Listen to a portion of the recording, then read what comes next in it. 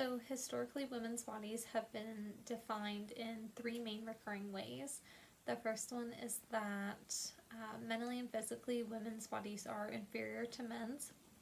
Second, that women's bodies are property of men's. And thirdly, that our bodies turn us into sexual seductresses that take over men and their souls and their bodies. Um, Knowing this and then knowing how the virgin whore binary works, um, and knowing that Mexican women are struggling to find the balance between culture and religion to help them identify who they are, I'd imagine that it's probably pretty tough to find that balance, um, especially for a woman. And then, based off of the first part of the question, of how our bodies are defined, historically, it's always been from the male's perspective of how we affect them. So when you're trying to figure out your identity and who your self image is and what that looks like, I would imagine that that image could be clouded. Um, the virgin whore model, it's been around for a very, very long time. It's very historical, very cultural. Um, but we are now in 2020. So I would assume that there are many other young women that would agree that, the role that their great grandparents played might not necessarily be an ideal role for them to play in modern times now. Especially since gender roles are now changing. They're not so separate, they're coming together. What a lot of men do, women do, and vice versa.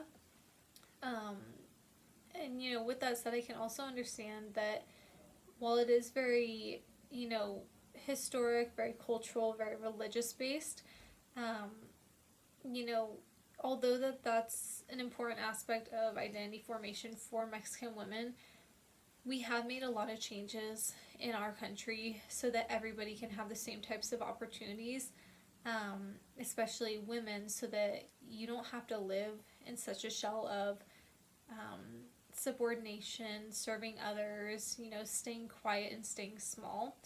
So I think that that's a good way for us as women to, expand and utilize the changes that have been made, here in America for us.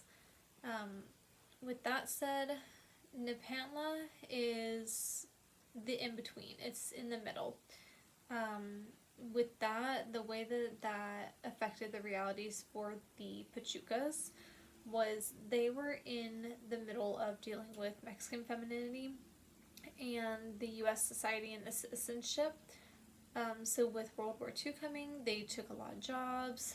They had all these opportunities where they gained a lot of exposure to the world. They were especially exposed to different cultures, the American culture, and the different styles of dress. So, with that, it helped open their eyes, and they now have all this new knowledge of what else is in the world. And so it opened a door for the Pachucas to now challenge their Mexican culture and those norms that they were always so used to. But doing this, it still highlighted all of their differences, and essentially they were still seen as outsiders by Americans. Um, and so, with the Pachucas doing this, although their goal was, to make a voice for themselves, to stand out, they kind of stood out in the wrong way. If anything, it really did take them just a step back from being recognized as the same type of citizenship that a natural born American would have. And with that, an example of a Chicana woman dealing with Nepantla in modern day society could really be anybody that's here in America on as a dreamer under DACA status. Um, you're essentially coming from your country over to the U.S., so you feel like a U.S. citizen. You now have the rights and everything that we do, but you still know exactly where you came from, you still know your home culture, and you still feel, the need to stay true to that. So essentially, that could give you a very easy feeling of being stuck in the middle, being split in between both of these two cultures, both of these two countries, and just a feeling of being pulled in, two different directions.